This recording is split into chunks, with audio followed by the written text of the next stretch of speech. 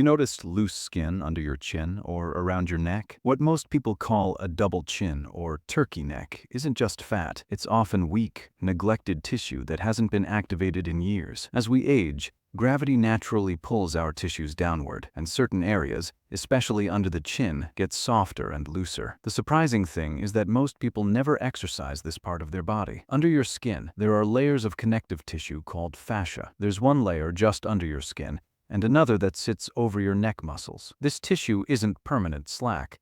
It responds to movement and tension, which means you can actually improve firmness and tone if you activate it correctly. The muscles and fascia here control movements like bringing your head forward, lowering your chin, and pulling the bottom of your mouth downward. Most of us haven't used these muscles in years, which is why this area weakens. Let's fix that. I'm going to guide you through 4 simple movements that target this area directly. You can follow along at home, and each one is designed to improve circulation, strengthen the tissue, and tighten the skin over time. Exercise 1. Jaw drop activation. Open your mouth as wide as you comfortably can, then slowly close it. Repeat this for 10 controlled repetitions. You should feel the tension under your chin. This wakes up the muscles that have been neglected for years, and over time, this will start to firm the skin in this area. Exercise 2. Outer mouth pull. Now, take the corners of your mouth and pull them outward and slightly downward, like a controlled frown. Hold it briefly, then relax. This focuses on the superficial fascia just under the skin, the exact layer that usually shows sagging first. Exercise 3. Neck extension with jaw forward. Tilt your head fully back, looking up at the ceiling. From here, push your jaw forward as far as possible, then slowly relax. Repeat this movement several times. This stretches and activates all layers of fascia under your chin and elongates the muscles along the neck,